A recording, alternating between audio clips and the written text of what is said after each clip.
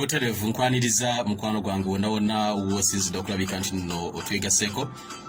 Nze Haji Kazibwe Bashir Mbaziira, munnamawulire ekisinga okubeera ekikulu Munnayuganda akwatibwako ku nsonga ezigenda mu maaso,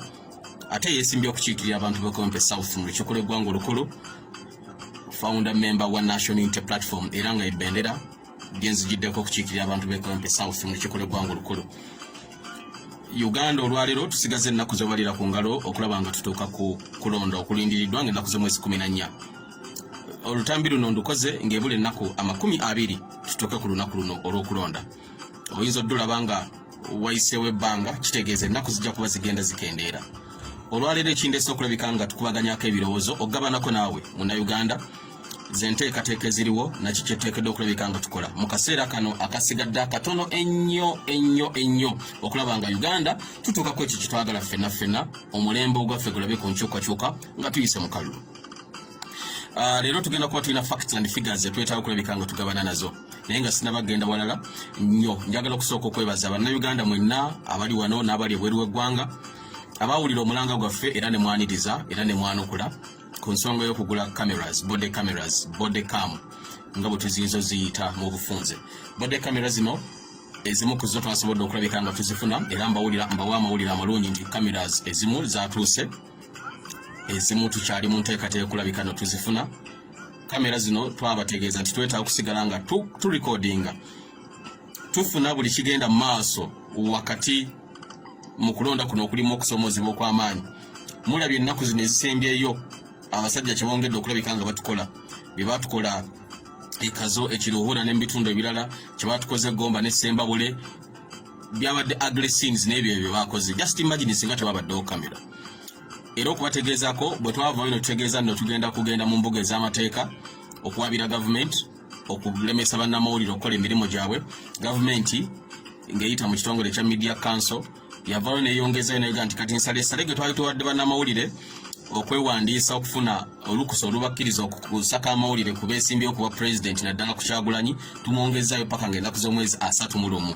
Kitegeeza nga 31 teri munnamawulire agenda kukkirizibwa oba muntu kukwata ssimu ye kukuba bifaananyi ebyabo abeesimbyewo, naddala ku layini eno gye ntegeera obulungi eya Kyagulanyi okugyawo ng'alina ebbaluwa emukkiriza okukola omulimu gwe gumu, ate ng'ebbaluwa abagigaba be bamu bano aba gavumenti. So abamawulire balina nsaleesale ennaku z'omwezi 31. Ekitali ekyo tebajja kukkirizibwa kukola mirimu nga tebafunye naddala okusaka amawulire ga president, tebajja kukkirizibwa kugasaka okugyawo nga bafunye olukusa okuva mu Uganda Media Council. Bino byonna tukyabigoberera, ensonga lwaki twasalawo tuleete plan B eya body cameras. Body camera tukyagenda maaso n'okuzinoonya era gwagirina osobola ogituweereza oba noyita ku namba y'essimu eno n'obeera nga tuwuliziganya mu bwe tuyinza okuba nga tugifuna. Namba y'essimu eri 0782 5 28 63 0782 5 28 63. Yogerako nange Kazibwe Bashir Mbaziira ku WhatsApp, nsaba oleme kuba kuyita ku WhatsApp. Tuwogerezeganyemu ku nsonga ya body cameras. Waliwo bannaffe abali ebweru w'eggwanga mwaziweereza, waliwo ne bannaffe abali ebweru w'eggwanga mwalabye nga kiyinza okubabeerera ekizibu ate nga kituufu okuziweereza ne muweereza enteekateeka eyinza okuyitibwamu okuzigula, era tubakakasira tubabuulira nti kaweefube yakoleddwa ezimu ku zo zaatuuse mu ggwanga nga twaziguza okuva e Nairobi because okuziweereza n'okuyita ku kisaawe twazuula nti wajja kubeerawo obuzibu. So mwasaze amagezi Bannayuganda abali wano n'abali ebweru w'eggwanga ne mwekuŋŋaanye ne mugaa tukole omulimu guno, lwakiri tuweereze ssente kamera tubeere nga tuzijja e Nairobi, era ekyo twakituuseeko, endala tugenda kuba nga tuzijja ewala tujja kuba tubabuulira olwa security reasons, naye nga lwakiri waliwo ezaatuuse era tuyinza okuga nti kati tusimbudde ekigere ekisooka mu nteekateeka y'okufuna body cameras. Zino body cameras zigenda nakukola omulimu omulala ku nsonga y'okukuuma akalulu era akandeese okwogerako. Tetuzeetaaga bwetaazi mu kiseera kino ekyokunoonya akalulu okufuna bano abatukuba abatuzoganya abatulemesa. Tuzeetaaga ne ku lunaku luli mulindwa ng'ennaku z'omwezi 14 January olusigazza ennaku ntono nnyo. Kuba bano abasajja bye bakola kati bagambye mugenda maaso paka nga 31 after 31st December, that means okutandika nga 1 January ow'amawulire anaaba alina okubeera kumpi n'Ekyagulanyi, oba olina kamera oba olina ki, olina okuba nga olina ebbaluwa, olina okuba nga okkiriziddwa, gavumenti eno ate erina okukkiriza. Does not add up, does not make sense. They simply cannot let us. Tebasobola tuwa amabaluwa ago. But kyobola twasawo tuleete plan B eya body cameras. Era bannaffe bagenda kutandika okuyigirizibwa engeri yozikozesaamu zino entonotono zetwasobodde okulabika nga tufunawo then nga bwe tunoonya endala okulaba nga lunaku lugenda okutuuka luli olwayogerwako nga tusobodde okuziteeka ku bantu mu bifo ebyenjawulo kuba tumanyi baagala nakugjawo kamera mukola kino baagala ku lunaku lw'okulonda balemese ab'amawulire obutagenda ku polling stations kano ke kakodyo kaabwe munnayuganda kenjagala okubuulira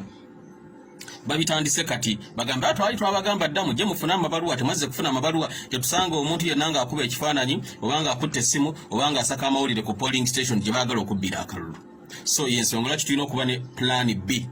eya bode cameras ezijja okuba nga zistreaminga butereevu ebifaananyi zibiweereze ku mikutu emitimbagano so eze twasobodde okulabika nga tufunawo twebaza katonda eyatuwaddemu bannayuganda abantu ab'emitima emirungi abavuddeyo ne muwagira enteekateeka eno era nammwe abakyagenda maaso n'okuwagira enteekateeka eno tubeebaliza ddala njagala obbawo ennamba y'essimu koyinza okuyita n'oyogerako nange Kazibwe Bashir Mbaziira ku nteekateeka efaanaganako bweti eri nooti 782 5 28 63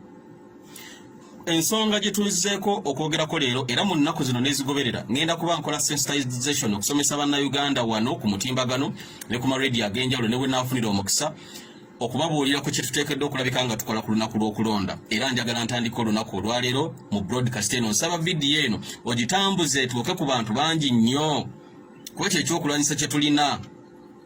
etuuke ku bantu bangi nnyo bategeere engeri gye tugenda okwetegekeramu akalulu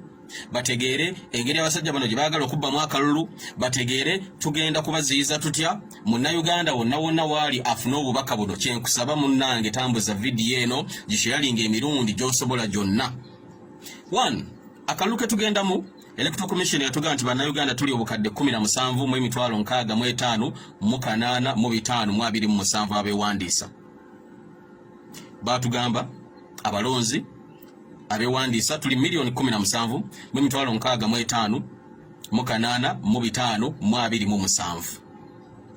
guno muwendo tegubangawo munene ddala bwe gubanga gwakugenderako bwe gubanga mutuufu tutwale ekyo ekyatuweebwa Uganda era njagala okulaga lwaki munnayuganda gwali wano n'ali ebweru w'eggwanga mu nnaku zino kyennyina okusooka okukubulira akalulu tukalina Pulezidenti waffe Robert Kyagulanyi Ssentamu akalulu akalina obuwagizi tubulina across the country nga bwe mubadde mujja mulaba nti even ne Sembabule gye balowooza nti yewaabwe abantu abo bavuddeyo ne batuwuubira nga babagira pulezidenti waffe across sijja kwogera Sembabule across the country byonna tubadde tubibaweereza ku live nga mubiraba so akalulu tukalina support tugirina era abantu bagenda kukatuwa however mu nnaku zino tuteekeddwa okuba nga twetegekera okukakuuma psychologically obwongo bwaffe tuteekeddwa budrivinga towards that day olunaku olw'okulonda nga 14 buli wamu mu bifo bino byengenda okugamba kinzizeeyo ku kiri kyenkugambye twetera okuba nga tuli vigilant abantu betugenda okujja mu bukulembeze balina resources zonna balina amagye balina emmundu balina ssente balina amawulire naye tebalina bantu tebalina nakusaasira kwa Katonda and these are very important factors kyovula bwe tubaga nti bannange tunoonye plan amakubo ag'enjawulo agayinza otuyamba okukakasa nti buli kigenda mu maaso tukifuna kino kye kiba kitegeeza bwe tufuna bode cameras zino ne tuziteeka mu bifo ebyenjawulo ku bantu ab'enjawulo naddala ze tusuubira okubeera hotspots gye batajja kukkiriza w'amawulire okuba na simu gye batagenda kukkiriza muntu kuba kifaananyi ng'omuntu waffe alina bode camera kigenda kutuyambako lwakiri okutaakiriza embeera eno Uganda tulina districts 146 zino zonna our eyes and minds must be there amaaso gaffe n'ebirowoozo byaffe biteekeddwa okubeera mu districts 146 Uganda tulina counties 312 we have to watch every moment tulina constituencies 352 353 not 52 353 constituencies nti Kawempe South, Lubaga North, Machindia East, Masaka Municipality, oba Masaka City, Jinja West, whatever. Constituencies 353. Uganda tulina municipalities, towns n'ebirala ebigwa mu kkobo eryo 2,184. I want to show you to bring you up to speed olaba omulimu gwetwolekedde ate nga tugusobola mu nnaku zino ezisigaddeyo town councils municipalities nga bwegamba Nansana municipality bwe zityo ezo tulina 2,184 mu 84. Uganda tulina parishes emiruka omutwalo gumu mu 595. Our eyes, amaaso gaffe, our minds, ebirowoozo byaffe, our efforts, amaanyi gaffe galina okubanga gatuuka ku byalo bino, rather parishes omutwalo gumu mu 595 okwetooloola eggwanga, okuva e Busia okutuuka Empondwe, okuva e Katuna okutuuka e Mutukula, across the country.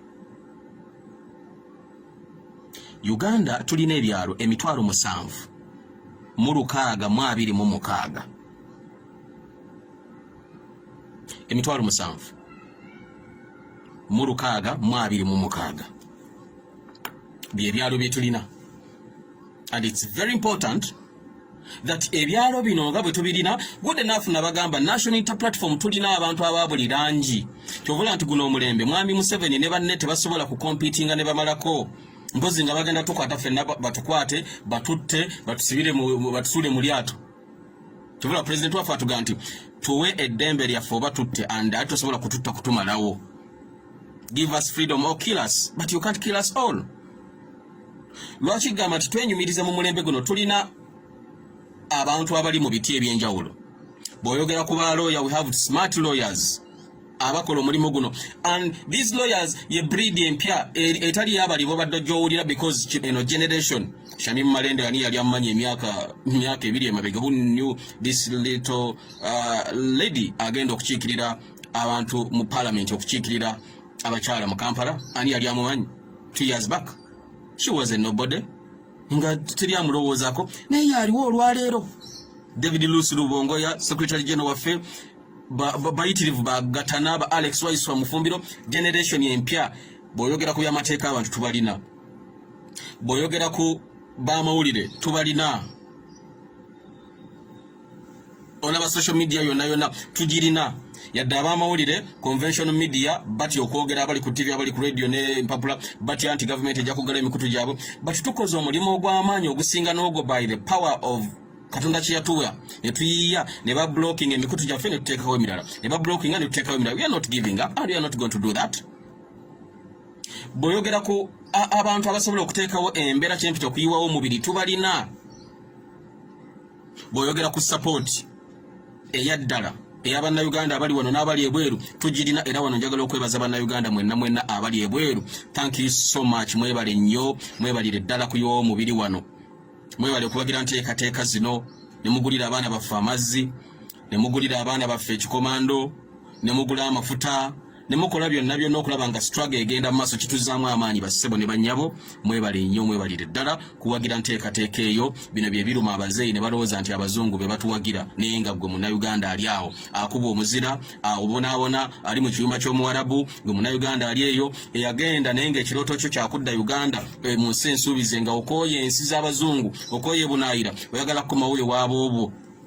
ku nsi yammwe okomewo. Kyekibaleetera okukola ennyo, ne muweereza 10, ne muweereza 2, Uganda ebeerenga etambula. Mwebale kuyimirira naffe, mwebale kutuwagira. Era abasinga ku mmwe mukoze ku mulimu guno ogw'okuweereza obuyambi obuyinza okuva mu kufuna body cameras zembagambye ezimukoze ze twafunye. Of course nga tukyetaaga endala to galvanize support okulaba nga across the country tusobola okuba naddala mu hotspots, tusobola okuba nga amaaso gaffe gyegali. Nagambye haje namba y'essimu ogisoma oyanguwa kituufu kanjikuddire mu mukwano ya WhatsApp kuba oyita yogerako nange note 782 5 28 63 0782 502863 note 782 5 28 63 0782 5 28 63. Ojja kuyogera nange Kazibwe Bashir Mbaziira, yita ku WhatsApp eyo twogerezaganyemu, otubuulire body camera oyina gye walabyeko eyo, tugabane notes oba tuweereza enteekateeka yonna mwe tuyinza okulabika nga tuyita okugifuna okuva e Nairobi nga bwe twakugambye. Now bwe nkubuulidde districts 146, counties 312, constituencies 353, municipalities ne town councils 12,184, parishes emiruka omutwalo gumu mu 595, villages ebyalo emitwalo 7 mu 626. Uganda tulina polling stations no wammanga tulina polling stations ebifo gye balondera nti golondera wa nondera wa Kiseka golondera wa nondera Nakatooke golondera wa nondera Butambala nondera Lukunjiri nesi Lukunjiri yonna ne wali wakafaako wogenda ne musimba line n'olonda zibayita polling station ziri emitwalo 3 mu 14 mu 344 emitwalo 3 mu 14 mu 344 buli polling station eno okusobola okukuuma akalulu kati wano bwe wali waka okusobola okukuuma akalulu ka president waffe nga bwe tugenda okubanga tukakuuma ekitono ennyo polling station ziri emitwalo 3 mu 14 mu 344 okukuuma akalulu kaffe because ebiseera ebibaddewo babadde bajje batugamba mu opposition mwesimbawo naye temusobola kukuuma akalulu ffe tugamba nga generation ya Kyagulanyi twatandise dde okukola enteekateeka okulaba nga polling stations zino zonna across the country tuzikuuma akalulu kaffe kabeere nga kali secuwa era mu nteekateeka eno tulina bassebo ne bannyabo ekitono ennyo tuba twetaaga abantu 2 ku buli polling station at the minimum abantu 2 ku buli polling station bwe ziba nga ziri polling stations emitwalo 3 mu 14 mu 344 that means zibeera twetaaga abantu abagenda okukuuma akalulu kaffe ekitono ennyo emitwalo 6 mu 8 mu 6 mu 8 mu 8 ku kitono ennyo buli polling station bwe giwa abantu 2 emitwalo 6 mu 8 mu 6 mu 6 mu 8 68,688 individuals people abagenda okubanga bakuuma akalulu kano and this we can do abagenda okukuuma akalulu kano beetaaga ebintu bino wammanga because we are talking reality beetaaga ebintu bino wammanga one identification tulina okuba identifying nti be bano gundi ntu identifying balina okubanga bali trusted obutatutunda balina okubanga bali informed and trained ku mulimu gwe bagendako era ekyo kikulu tajja kulonda bulonzi muntu Kazibwe omuleete nga beera okukuuma akalulu nga tamanyi bakuuma akalulu bakibeera kitya n'abeera naganza obedda wendi nakedde ku makya obedda ndi wano ntebedda anza obedda wendi wano they must be informed and that information comes out of acquiring knowledge and skills through training emitwalo 6 mu 8 mu 6 mu 8 mu 8 be bantu betwetaaga ekitono ennyo okukuuma akalulu kaffe ku buli polling station buli ewalondewa wabeerewo abantu baffe 2 ekitono ekirala they need facilitation okuyambako abantu bano okubatambuza okuyambako abantu bano okubatuusa we bagenda okulondera